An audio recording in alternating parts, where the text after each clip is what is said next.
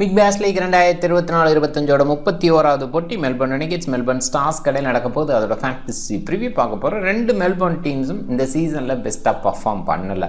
ரெனெகேட்ஸை பொறுத்த வரைக்கும் against ஸ்காட்சஸ் best அவுட்புட்டை கொடுத்துருக்காங்க. ரெண்டு போட்டி விளாண்டு ரெண்டுலேயுமே ஜெயிச்சிருக்காங்க. அது அவங்களுக்கு பாசிட்டிவாக சொல்லலாம். மற்றபடி கிரேட்டாக இல்லை, டேபிளில் 6வது இடத்துல இருக்காங்க.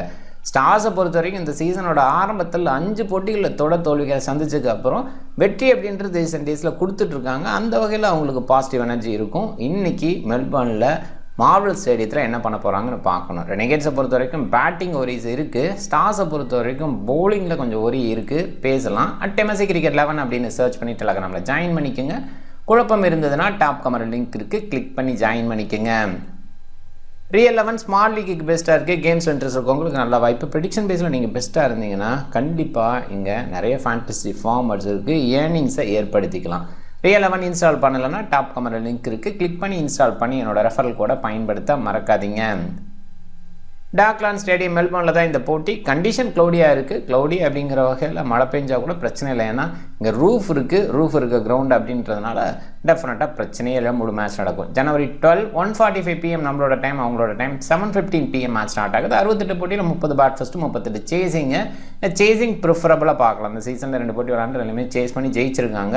கொஞ்சம் ஸ்கோர் லோவாக இருந்திருக்கு. ஏன்னா ட்ராப்பிங் பிச்சாக தான் இந்த சீசனில் நம்ம பார்க்குறோம்.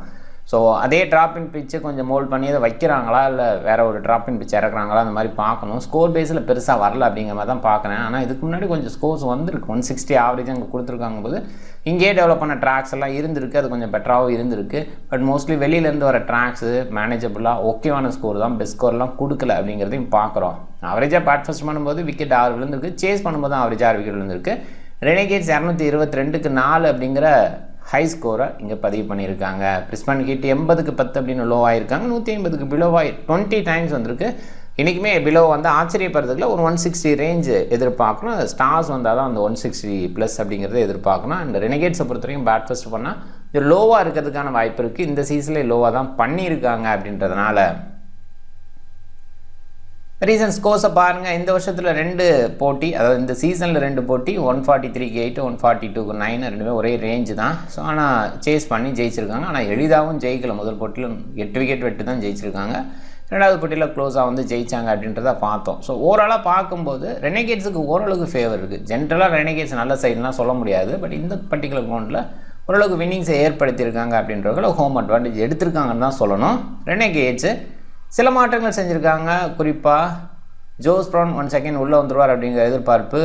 முயேயே இவர் வந்து T20 பிளாஸ்டில் டாப் ஆர்டரில் விளையாட, டாப் ஆர்டர்னா 1 டவுன் செகண்ட் 1 ஸ்டேஜில் விளையாடுவார்.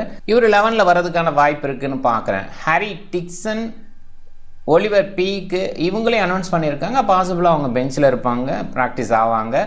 Jose Brown, Marcus Harris open பண்ணுறதுக்கான வாய்ப்பு. போன போட்டியில் Tim Seifert and Harris open பண்ணாங்க. இது மாற்றமாக இருக்கும். டிம் சைஃபர்ட் மிடில் ஆர்டரில் நல்லா பண்ணார். போன போட்டியில் இனிஷியலாகவே காலியானார். ஸோ அதனால் மறுபடியும் டிம் சைஃபர்ட்டை கீழே இறக்கலாம். டிம் சைஃபர்ட்டை பொறுத்த வரைக்கும் டாப் ஆர்டரில் வந்தாலும் இங்கே ஜோஸ் ப்ரவுனை எங்கே அனுப்புறது அப்படிங்கிற ஒரு கேள்வி வருது. ஸோ அதனால் ஜோஸ் ப்ரவுன் அவரோட பிளேஸ்லேயே இறங்கலாம். ஜாக் ஃப்ரேசன் மெக்கர் டாப் ஆர்டரில் சக்ஸஸ் பண்ணல. 1 டவுன் பேட்ஸ்மேனாக போன போட்டியில் மாற்றினாங்க. அது தொடர்றதுக்கான வாய்ப்பு அந்தளவுக்கு கிரேட்டாக இந்த சீசன் ஜாக் ஃப்ரேசர் மெக்கருக்கு அமையல. சொல்லப்போனால் இந்த டாப் 4மே சொதப்புறாங்க. சைஃபர்ட் கூட சில இடங்களில் பாயிண்ட்ஸ் எடுத்து கொடுக்குறாருன்னா விக்கெட் கீப்பிங் பாயிண்ட் பேஸில். அண்ட் முதல் போட்டியில் நல்லா விளையாண்டார். 2வது போட்டியில் ஒரு ஸ்டார்ட் கொடுத்தார் அப்படின்ற அந்த இடம் தான். அதுக்கப்புறம் கொஞ்சம் டவுன் ஆகிட்டாருன்னு தான் பார்க்குறேன். முயையே பார்க்கணும். இந்த மிடில் ஸ்டெபிலிட்டி இன்னும் சொல்லப்போனால் டாப் ஆர்டரில் அனுப்புவாங்களா, இந்த பேட்டிங் ஆர்டர் இப்படி இருக்குமான்னு ஒரு கேள்வி இருக்குது. ஏன்னா முயையே 1 டவுன் பேட்ஸ்மேன் நிறைய டைம் இருந்திருக்காரு. ஓப்பனிங் கூட சில நேரங்கள் இருந்திருக்காரு. பெத்தலும் அந்த இடத்துல தான் நம்ம வைக்கிறோம். ஸோ பெத்தலை இன்னுமே கீழே கொண்டு வரது ரொம்ப டவுனான ஒரு விஷயம். அதனால் அவருக்கான வாய்ப்பு மேலே இருக்குமா, இல்லை ஃப்ரேசர் மெக்கருக்கு முன்னாடியெல்லாம் ஃபினிஷராக பார்த்துருக்காங்க, அப்படியே அது யோசித்து கீழே அனுப்ப போகிறாங்களா, இது மட்டும் ரெனெகேட்ஸுக்கு குழப்பமான விஷயம். நான் ஆரம்பத்திலே சொல்லியிருந்தேன், ரெனெகேட்ஸை பொறுத்த வரைக்கும் நிறைய ஓப்பனர்ஸை டாப் ஆர்டரில் வைக்க பார்க்குறாங்க. அது வந்து சரியான ஒரு விஷயம் கிடையாது. பால் ஹோல்ட் ஆகும்போது விளையாடுறது இது வந்து அவங்களுக்கு கன்ஃபியூஷன் கொடுக்குற ஒரு விஷயம். நியூ பாலில் விளையாண்டவங்களுக்கு ஓல்டு பாலில் விளையாட முடியாதுன்னு கண்டிப்பாக கிடையாது. ஆனால் நியூ பால்லேருந்து ஸ்டார்ட் பண்ணி அப்படியே கொண்டு வரும்போது அந்த விளையாட்டு கிடைக்கும். ஸோ அந்த வகையில் ட்ரிக்கை மிஸ் பண்ணியிருக்காங்க. இப்போயுமே அந்த குழப்பத்தை நமக்கு கொடுக்குறாங்க. ஸோ எந்த பேட்டர் மேலே வருவாங்க அப்படிங்கிற அந்த மாதிரி ஆர்டர் பேஸில் பார்த்துக்கலாம் ஆன் டைமில். ஏன்னா லைன் அவுட் நமக்கு கொடுத்துருவாங்க. வில் சதர்லாண்ட், ஃபர்கூஸ் ஓனில், டாம் ரோஜர்ஸ் வரைக்கும் இந்த பேட்டிங் டெப்த் இருக்குது. பேட்டிங் டெப்த் இருக்கிற யூனிட் அப்படின்னா கூட இந்த பேட்டிங் ஒரிஸ் இருக்க தான் செய்யுது. சதர்லாந்து அப்பப்போ மேனேஜ் பண்ணி ஓரளவு கொடுத்தாரு. போன போட்டியில் டாம் ரோஜர்ஸ் சதர்லாந்து பேக் எண்டில் சூப்பராக ஸ்கோர் பண்ணி கொடுத்தாங்க. ரோஜர்ஸ் ஓவர் ஃபர்கூஸ் ஓனில் வரலாம். ஓனில் பொறுத்த வரைக்கும் ஒரு decent all rounder. Tom Rogers reason hitting பண்ணுறதை பார்த்தா அவருக்கான ப்ரொமோஷன் கிடைக்கும் ஓனிலுக்கு ஓவராக. கேன் ரிச்சர்ட்சன், ஜாம்பா எதிர்பார்த்த பர்ஃபார்மன்ஸ் கொடுத்துருக்காங்களா அந்த சீசன்லன்னா ஜாம்பா ஓரளவுக்கு ஓகே. பேக்கெட்டில் கம்பேக் பண்ணியிருக்காங்க. ஆரம்பத்தில் அந்தளவுக்கு இல்லை. ஏன்னா ஜாம்பானா கம்பல்சரியாக எடுத்துக்கணும் அப்படின்னு இருந்தது லெவலுக்கு இப்போ இல்லை. ரிச்சர்ட்சனை பொறுத்த வரைக்கும் ஓரளவுக்கு பவுல் பண்ணுறாரு, கண்ட்ரோலாக இருக்கார். ஆனால் நமக்கு தேவையான விக்கெட்ஸ் எடுத்து கொடுக்குறதுல, பாயிண்ட்ஸ் எடுத்து கொடுக்குறதுல அப்படின்றத பார்க்குறோம். முன்னாடியெல்லாம் அந்தளவுக்கு இல்லை. இப்போ அது கொஞ்சம் டவுன் ஆகிருக்கு அப்படின்னு தான் பார்க்குறோம். பெஸ்ட்டாக இருந்து டவுன் ஆகிருக்காரு. ஸ்டார்ஸு இந்த யூனிட்டில் பிராடி கூச்சை இன்க்ளூட் பண்ணியிருக்காங்க. Daniel Lawrence UAE IL T20 விளையாடுறாரு அப்படிங்கிறதுனால அங்கே போயிட்டார். இங்கே பிராடி கூச் ஆகிருக்காரு. Ben Duckett and Sam Harper 2 பேரும் ஓப்பன் பண்ணுவாங்க. டக்கெட்டை பொறுத்த வரைக்கும் நல்ல ஸ்டார்ட் கொடுக்குறாரு. ஸோ இன்னிங்ஸை பில்ட் பண்ணக்கூடிய குவாலிட்டி இருக்குது. சாம் ஹார்பர் ஆரம்பத்தில் ஓகேவாக இருந்தால் கூட இப்போ கொஞ்சம் டவுன் ஆகிருக்காரு, பெஸ்ட்டாக இல்லை. பியூ வெப்ஸ்டர் இந்த டீமுக்கு பெரிய பலமாக நான் பார்க்குறேன். போன போட்டியில் சூப்பராக பேட்டிங் டிஸ்பிளே அண்ட் பவுலிங்கில் ஸ்ட்ராங்கான அவுட்புட் இந்த மாதிரி கொடுத்தாரு. அந்த குவாலிட்டி தொடர்ந்து கொடுக்க முடியும். அதுக்கான வாய்ப்பை கொடுக்கணும், அதுதான் மெயின் திங். நான் கடந்த 2 போட்டி பியூ வெப்ஸ்டர் இங்கே விளையாடுற இடத்துல அண்ட் இப்போ பவுல் பண்ணுறாரு. அந்த பவுலிங் வாய்ப்பை கொடுக்குறாரு ஸ்டோயினிஸ் அப்படின்னு பார்க்குறேன். டெஸ்ட் கிரிக்கெட்டில் போகிறதுனால ஒரு பவுலிங் கொடுத்தாரு. நான் ஃபஸ்ட்டு அண்டர்ஸ்டாண்ட் பண்ணிட்டேன். அப்புறம் வந்ததுக்கப்புறமும் பவுலிங் கொடுக்குறது இது கண்டிப்பாக அந்த டீமுக்கு ஒரு ஆரோக்கியமான விஷயமா இருக்கும். ஸ்டோயினிஸு, மேக்ஸி ஸோ அடுத்தடுத்து இருக்காங்க. மேக்ஸி ஒரு அப் ஆர்டர் அப்படிங்கிற மாதிரி யோசிக்கணும். ஜனாதன் மெர்லோவை இந்த போட்டியில் இன்க்ளூட் பண்ணுவாங்கன்னு நான் ஒரு எதிர்பார்ப்பு வைக்கிறேன், பார்க்கணும். அண்டு இல்லை டாம் ரோஜர்ஸ் இன்க்ளூட் பண்ணுறாங்களா? டாம் ரோஜர்ஸ் இன்க்ளூட் பண்ணுற மாதிரி இருந்தால் இந்த ஆர்டர் இனிமேல் கொஞ்சம் கீழே வரும். மேபி அவர் ஓப்பன் பண்ணிவிட்டு சாம் ஹார்பர் 1 டவுன் அப்படிங்கிற மாதிரி யோசிப்பாங்க. அதை பார்த்துக்குங்க, ஆன் டைமில் பார்த்துக்கலாம். ஹில்டன் கார்ட்ரைட் எதிர்பார்த்த பர்ஃபார்மன்ஸ் கொடுக்கல. ஜனாதன் மெர்லோ பார்க்கணும், ஓரளவுக்கு டீசன்ட் பிளேயர். அதே நேரத்தில் பவுலிங் பேஸில் இருந்தால் அவுட்புட் பெட்டராக கொடுக்கலாம். நான் பவுலிங் வாய்ப்பு ரொம்ப குறைவாக தான் நான் பார்க்குறேன். உசாமா மேஸ், டெக்கெட்டு, சிடில் இவங்கெல்லாம் விக்கெட்டிங் பேஸில் நல்லா இருக்காங்க. ஜோயல் பாரிஸ் நியூ பாலில் நல்லா வீசினா அந்த ஓவரை கண்டினியூ ஆகுது, இல்லைன்னா ட்ராப் பண்ணிடுறாங்க. அதுக்கப்புறம் ஓவர்ஸே கொடுக்கறது இல்லை. ஒரு one of the bowler and new ball bowler அப்படின்ட்டு மட்டும் யோசிக்கிறாங்க. அதுக்கு மேலே யோசிக்கிறது இல்லை அப்படின்னால பார்க்கணும். இல்லை பீட்டர் சிடில் பொறுத்த வரைக்கும் ஒரு பாயிண்ட்டு, இந்த சீசனில் அதிகபட்ச ஃபுல் டாஸ் வீசின ஒரு பவுலர். நிறைய யார்க்கர் ட்ரை பண்ணி ஃபுல் டாஸாக கன்வெர்ட் ஆகிருக்கு. விக்கெட் டேக்கிங் பேஸில் இருக்கார், அதில் டவுட்டே இல்லை. பட் ஸ்டில் நிறைய ஃபுல் டாஸஸ் இந்த கவுண்ட் பேஸில் 20+ ஃபுல் டாஸஸ் போட்டிருக்காரு அப்படின்ற ஒரு கவுண்ட் இருக்குது. ஸோ அதெல்லாமே நம்ம பார்க்குறோம்.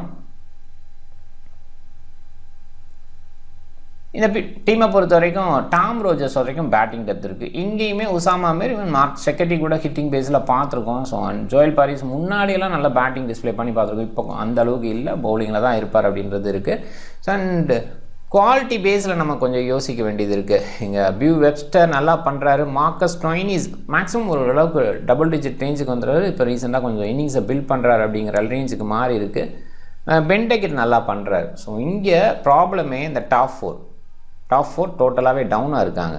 இங்கே வந்து சாம் ஹார்பரை தவிர்த்துன்னு பார்க்கும்போது இந்த 5ல் டாப் 4 மெம்பர்ஸ் நல்லா பண்ணுறாங்க. பாட்டமில் இருக்கிற ஹில்டன் கார்ட்ரைட், மெர்லோ, உசாமா மீர் பேட்டிங்கில் பெருசாக பண்ணலை. பட் இங்கே பாட்டமில் இருக்கிற பாசிபிளாக முயே விட்டுருவோம். ஏன்னா முயே முதல் போட்டியில் விளையாடுறாரு. இதுக்கு முன்னாடி நல்லா விளையாண்டுருக்காரு, ஓரளவுக்கு டீசெண்டான பேட்டர் அப்படின்ற டவுட் இல்லை. இங்கே Bethel, Sutherland and Tom Rogers அப்படின்னு பார்க்கும்போது இங்கே கொஞ்சம் பெட்டராக இருக்குது. பேக் எண்டில் ரெனகேட்ஸ் கொஞ்சம் ஸ்கோர் பண்ணலாம். அப்போ நம்ம என்ன பண்ணணும்னா பேக் அண்ட் பவுலர்ஸை கொஞ்சம் யோசிச்சு எடுக்கணும். ஃப்ரண்ட்டில் நியூ பால் பவுலர் அப்படின்னு பார்க்கும்போது ஜோயல் பாரிஸு, நேரத்தில் ஸ்டெக்கெட் இவங்கெல்லாம் வீசுகிறப்ப விக்கெட் விழலாம் அப்படிங்கிற அந்த ஆங்கிள்லையும் நம்ம யோசிச்சு ஆகணும். அண்ட் இந்த சைடு நியூ பால் வந்து Tom Rogers and Fergus O'Neill தான் ஸ்டார்ட் பண்ணுவாங்க. ஆப்வியஸாக வில் சதர்லாண்ட், ரிச்சர்ட்சன் பேக் எண்டில் கண்டினியூ பண்ணிக்குவாங்க. ஆடம் ஜாம்பா கொஞ்சம் later over, even power play தவிர்த்துங்கிற மாதிரி மோஸ்ட்லி வீசுவார் அப்படின்னு எதிர்பார்க்கலாம். இந்த சைடுமே initial over Joel Paris, Duckett அப்படின்னு ஸ்டார்ட் பண்ணுவாங்க. பீட்டர் சிடில் பாசிபிளாக பவர் பிளேயை தாண்டி வரலாம், இல்லை பவர் பிளேலேயே ஒரு ஓவர் வீசினா ஆச்சரியப்படுறதுக்குள்ள ஃபஸ்ட் 4 ஓவர் தான் அதில் வீசலாம். And Usama Mir after power play எதிர்பார்க்கலாம். அண்ட் பவர் சர்ச்சில் இவங்க மோஸ்ட்லி பயன்படுத்துறது இல்லை. ஸ்டோயினிஸோட பவுலிங் சில நேரங்கள் இருக்குது. சொல்லப்போனால் மெல்போர்னில் MCGயில் விளையாடும் போது நிறைய இருக்குது, முழுமையாகவே வீசி எடுத்துக்கிறாரு. மற்ற இடங்களில் கொஞ்சம் குறைய வீசுகிறார், சில நேரங்களில் வீசுறதே இல்லை அப்படிங்கிறத பார்க்குறோம். மேக்ஸிக்கான ஓவர்ஸும் அவ்வளோவா கொடுக்குறதில்ல. அவரோட இன்ஜுரி கன்சர்ன் ஒரு பாயிண்டாக இருக்குது. பட் இன்ஜுரி கன்சர்ன் இருந்தாலும் ஒரு கேட்ச் பிடிச்சி வைரலாக போயிட்டுருக்கு பாருங்கள். அது என்ன மாதிரி கேட்ச்சு பயங்கரமாக பண்ணுறாரு. நிறைய கேட்சஸ் வந்து ரொம்ப பிடிக்க முடியாத கேட்சஸ்லாம் பிடிச்சிட்ருக்காரு அந்த சீசனை பொறுத்த வரைக்கும். அவருக்கே பால் தேடி போகுது, அதையுமே பார்க்குறோம். வெப்சரோட பவுலிங்கும் இருக்குது, middle pace and later pace, எண்டில் கூட சில நேரங்களில் வீசுகிறாரு அப்படிங்கிறத பார்த்துக்குங்க. பவுலிங் ஆப்ஷன்ஸ் ஹெவி தான். பெத்தல் வந்து அடிஷ்னலாக இருக்கார். ஸோ அவரோட பவுலிங் பாசிபிளாக ஃபர்கூசன் நியூ பால் எப்படி வந்து ஜோயல் பாரிஸை இந்த டீமில் பயன்படுத்துகிறாங்களோ நியூ பாலில் நல்லா பண்ணால் ஓரளவுக்கு கண்டினியூ பண்ணலாம். அப்படி இருந்தாலும் அதே இடத்துல தான் கண்டினியூ பண்ணுவோம், பேக் ஹேண்டில் மோஸ்ட்லி பயன்படுத்துறதில்ல அப்படிங்கிறது இருக்குது. அதே தான் ஃபர்கூசன் சைடும் நம்ம யோசிக்க வேண்டியது இருக்குது. Sutherland, Tom Rogers, Richardson, Zampa mostly அவங்களோட முழுமையான கோட்டை வீசுவாங்க. சதர்லாண்ட் அண்ட் டாம் ரோஜர்ஸ் எண்டோரில் வீசுறதுக்கு வாய்ப்பு இருக்குது. இந்த சைடு ஸ்டெக்கெட் அண்டு பீட்டர் சிடில் எண்டோரில் வீசலாம். பாசிபிளாக சில நேரங்களில் மட்டும் ஸ்டோயினிஸ் வந்து எண்டில் வீசலாம், நிறைய பியூப்ஸ்டர் கூட எண்டில் வீசலாம், ஆச்சரியப்படுறதுக்கு இல்லை. ரெண்டு டீம் கடையில் ஸ்டார்ஸோட அந்த பர்ஃபார்மன்ஸ் நல்லா இருக்குது. ஸ்டார்ஸ் வந்து 17 அண்ட் ரெனகேட்ஸ் வந்து 10 அப்படிங்கிற மாதிரி ஹெட் ஹெட் நம்பர் இருக்குது. அதில் வந்து சேஸ் பண்ணும்போது நிறைய நேரங்களில் ஸ்டார்ஸ் டபுளாக வின் பண்ணியிருக்காங்க. 6 தான் வின் பண்ணியிருக்காங்க, 12 முறை ஸ்டார்ஸ் வின் பண்ணியிருக்காங்க போது சேசிங் வந்து அவங்க ப்ரிஃபர் பண்ணி போகிறாங்க. இந்த பர்டிகுலர் கிரவுண்ட்லேயும் சேஸ் ப்ரிஃபர் பண்ணுறது தான் பெட்டர். அண்ட் ஸ்டார்ஸ் வின் பண்ணுறதுக்கான வாய்ப்பு நான் அதிகமாக பார்க்குறேன். ரெனகேட்ஸை பொறுத்த வரைக்கும் ரீசன்ட் வின் அகேன்ஸ்ட் பெர்த் ஸ்காட்சஸ் கண்டிப்பாக பாசிட்டிவ் கொடுக்கும் அப்படின்னு சொன்னேன். ஸ்காட்சஸ் நான் ஏற்கனவே சொன்ன மாதிரி ஒரு ஸ்ட்ராங் டீம், அந்த டீமை வின் பண்ணுறது அவ்வளோ ஈஸி கிடையாது. அதுவும் பெர்த்தில் போய் வின் பண்ணுறது அவ்வளோ ஈஸி கிடையாது. ஹோம்லேயும் வின் பண்ணாங்க, பெர்த்லேயும் வின் பண்ணாங்க. ஸ்டார்ஸுக்கு எகென்ஸ்டாக ரெனகேட்ஸு ஸோ இங்கே வந்து டவுன் ஆகிருக்காங்க. ஸோ அது பார்க்கணும். ஆனால் ரெனகேட்ஸ் ஓரளவுக்கு ஸ்கோர் பண்ணியிருக்காங்க. அந்த ஸ்கோர் வந்து ஸ்டார்ஸ் வந்து சேஸ் பண்ணி ஜெயிச்சிருக்காங்க. ஸ்ட்ரைக்கர்ஸு, தண்டரு அவங்களுக்கு எகென்ஸ்டாக தோற்றுருக்காங்க. ரெனகேட்ஸ் அதுக்கு முன்னாடி ஸ்காட்சஸ்க்கு ஜெயிச்சிருக்காங்க. அண்ட் ஸ்டார்ஸ்னு பார்க்கும்போது ரீசன்ட் 3 வின்ஸு, அதுக்கு முன்னாடி 7 லாஸ், இந்த சீசனில் 5 லாஸ், லாஸ்ட் சீசனோட கடைசி 2 போட்டியில் தோற்றுருக்காங்க. அப்படின்னு பார்க்கும்போது 7 கன்சிக்யூட்டிவ் லாஸ், அதுக்கப்புறம் 3 வெற்றிங்கிறது கண்டிப்பாக பாசிட்டிவான ஒரு விஷயம் தான் பண்ணுவாங்கன்னு பார்க்குறேன். ஸ்டார்ஸ் வின் பண்ணுறதுக்கான வாய்ப்பு இருக்குது. ஸோ ஓவராலாக ரீசெண்டாக பார்க்கும்போது ஸ்டார்ஸாக ரெனகேட்ஸா அப்படின்னு பார்க்குறது 2 star, 2 Renegades, 1 star, 2 Renegades, 1 star, ஒரு ரெனகேட் ஸ்டார்ஸ் அப்படிங்கிற மாதிரி இருக்குது. ஸோ ஓவராலாக வந்து 5-5 அப்படிங்கிற ரேஞ்சில் தான். ஸோ அப்படி தான் நினைக்கிறேன். 1 2 3 4 5 5-5 அப்படிங்கிற மாதிரி 50-50 தான் இருக்குது. இப்போயுமே பார்க்கும்போது ரெனகேட்ஸ் வந்து ஸ்காட்சஸ் ஜெயிச்சிருக்காங்கும்போது அந்த ஒரு 50-50 தான் சொல்ல தோணுது. பட் ஸ்டார்ஸோட பேட்ஸ்மேன்ஸ் கொஞ்சம் நல்லா இருக்காங்க. லாரன்ஸ் இல்லாத கொஞ்சம் மைனஸ் அப்படின்னா கூட அந்த இடத்துல மேக்ஸிமம் மேலே போவார், ஓரளவுக்கு ஹிட் பண்ணுவார் அப்படின்றத பார்க்குறோம். அண்டு ஓரளவுக்கு கண்ட்ரோல் பவுலர்ஸ் 2 சைடுமே இருக்காங்க. ஸோ அந்த ஸ்கோர் பேஸில் அடிக்கக்கூடிய டாப்பான பேட்டர்ஸ் இருக்காங்க. இதெல்லாம் யோசிக்கும்போது ஸ்டார்ஸுக்கு கொஞ்சம் அட்வான்டேஜ் ஓவர் ரெனகேட்ஸ் இருக்கிறதா ஃபீல் பண்ணுறேன். டாப் 14 மைண்டில் டக்கெட் ஓரளவுக்கு ஆர்டராக பெஸ்ட்டாக பண்ணுவார் அப்படிங்கிற மாதிரி இந்த பர்டிகுலர் கொண்டுக்கு அவ்வளோ ஈஸி கிடையாது ஒரு பேட்டர்ஸுக்கு. ஸோ அதை பார்க்கணும். அது கொஞ்சம் அட்ஜஸ்ட் பண்ணி விளையாடணும், சரியாக வந்து ஸ்டெபிலிட்டி கொடுத்து விளையாடணும். அந்த மாதிரி ஆங்கிளில் டக்கெட் ஓகேன்னு சொல்லலாம். ஆனால் குயிக்காக ஆடணும்னு நினச்சா அது கஷ்டம். மார்க்கஸ் ஹாரிஸ் ஓப்பன் பண்ணுறாரு, ஒரு வகையில் ஓகேன்னு சொல்லலாம். Beau Webster, Tim Seifert, Stoinis, Maxwell, Bethell, Sutherland, Usama Amir, Tom Rogers இந்த ரேஞ்சுக்கு சொல்லும்போது எல்லாருமே கொஞ்சம் டபுள் ஆப்ஷன். டிம் சைஃபர்ட் கேட் கீப்பிங் க்ளவுவில் கொடுக்கலாம். ஸ்டோயினிஸ் பவுல் பண்ணுறதுக்கு வாய்ப்பு இருக்குது. மேக்ஸி கேட்சிங் அப்படின்னு சொல்லலாம். ஏன்னா அவர் வந்து பவுலருங்கிற ஆங்கிளில் இன்றைக்கி யோசிக்க முடியாது, கேட்சிங் ஆங்கிளில் நம்ம கொஞ்சம் யோசிக்கலாம். கூட கொஞ்சம் ஸ்கோரு. ஜேக்கப் பெத்தல் எந்த இடத்துல வராருன்னு பார்த்துட்டு அதுக்கு மாதிரி பிக் பண்ண பாருங்கள். ஈவன் அவருக்கான முழுமையான பவுலிங் கிடைக்கும்னு சொல்ல முடியாது. இங்கே கொஞ்சம் பவுல் பண்ணால் ஆச்சரியப்படுறதுக்கு இல்லை. மிடில் பேஸில் ஓகேவான பவுலிங் அண்ட் குறிப்பாக ஸ்டோயினிஸ், மேக்ஸி இருக்கும்போது ஸ்பின்னர்ஸ் எடுத்துகிட்டு வருவாங்க அப்படிங்கிற மாதிரி யோசிக்கிறப்ப கொஞ்சம் டஃப் தான். ஸோ அந்த இடத்துல பெத்தலை எடுக்கணுமா வேணாமா அப்படின்றத அவரோட பேட்டிங் ஆட பேஸில் தான் டிசைட் பண்ணணும். வில் சதர்லாண்டு, உசாமா அமீர் கண்டிப்பாக பேட்டிங் பவுலிங் கொடுக்க முடியும். டாம் ரோஜர்ஸோட ஹிட்டிங்கை போன பட்டியில் பார்த்தா அது வகையில் ஒரு ஹாப்பியான விஷயம். ஸ்டெக்கெட்டு, ரிச்சர்ட்சனு எண்டோரில் வீசுகிற இடத்துல கண்டிப்பாக பார்க்கலாம். ரிச்சர்ட்சன் எண்டோரில் வீசுவாரா அப்படின்னா கொஞ்சம் கேள்வியாக இருக்குது. பட் பவர் சர்ச்சில் வீசலாம், அந்த இடத்துல விக்கெட்ஸ் எடுக்கலாம்.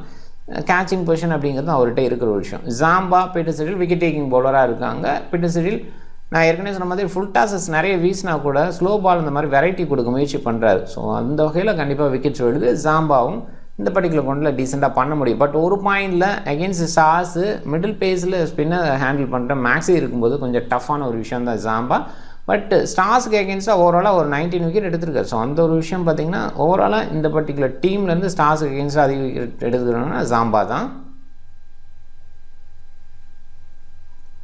சாம் ஹார்ப்பர், ஜாக் ஃப்ரேசர் மெக்கருக்கு, ஸ்டெக்கர்ட் ரிச்சர்ட்சன் ஆப்வியஸாக நல்ல சாய்ஸானா இந்த ட்ராக்கு பவுலிங் பேஸில் போகுங்கிற மாதிரி யோசிச்சா. அண்ட் ஹார்ப்பர் அண்டு ஃப்ரேசர் மெக்கருக்கு அவங்களுக்கு ஓரளவுக்கு எபிலிட்டி இருக்குது. அந்த 30-40 ரேஞ்சுக்கு குயிக்காக கொடுக்குற அளவுக்கு அந்த இடத்துல யோசிச்சுக்கலாம். ஸ்டோயினிஸு, மேக்ஸ்வெல் அண்டு வில் சதர்லாண்ட் கேப்டனிஸ் அதிகமாக ட்ரை பண்ணியிருக்காங்க. மேக்ஸி இந்த பர்டிகுலர் கொண்டு ட்ரை பண்ணுறது கஷ்டமான ஒரு விஷயம். ஏன்னா எப்பயுமே நம்ம மெல்போர்னில் சொல்லுவோம், அங்கே வந்து குயிக்காக ஆடிடலாம். நான் ஏற்கனவே சொன்ன மாதிரி டென்னிஸ் ஷாட்ஸ் அங்கே நிறைய மேக்ஸ் ஹீட்டர்ந்து வரும், அது ஓகே. பட் இங்கே அவ்வளோ ஈஸி கிடையாது. ஸோ அதனால் பவுலிங் பேஸில் இல்லாதப்போ அது பெருசாக யோசிக்க வேண்டாம் தான் சொல்லுவேன். அது ஸ்ட்ரெயின்ஸ் அதெல்லாம் பவுல் பண்ணுறாங்க அப்படின்றனால அவங்களாம் கன்சிடரபிள். வெப்ஸ்டர் ஆப்வியஸாக நல்ல சாய்ஸு, அவரை கொஞ்சம் குறைவாக பிக் பண்ணியிருக்காங்க கேப்டன் வைஸ் கேப்டன் ரேஞ்சுக்கு.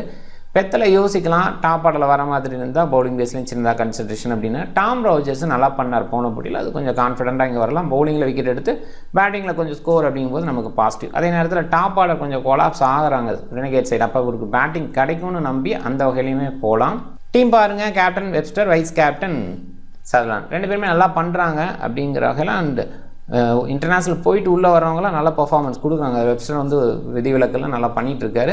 பெத்தலை எடுத்திருக்கேன், அந்த இடத்துல சாய்ஸ் கொஞ்சம் பார்த்துங்க. டிம் சைஃபர்ட் டீசன்ட் சாய்ஸ் மேலே. Zampa, Richardson, Rogers bowler side, Renegades bowlers, Siddle, Duckett and சாமே ஸ்டார் சைடு. ஸோ இன்னொரு ஆங்கிளில் டெக்கெட்டை மிஸ் பண்ணியிருக்கேன், பாசிபிளாக கொஞ்சம் டஃப் ட்ராக்கு பெத்தலை எடுத்துகிட்டு போகலாங்கிற ஆங்கிளில்.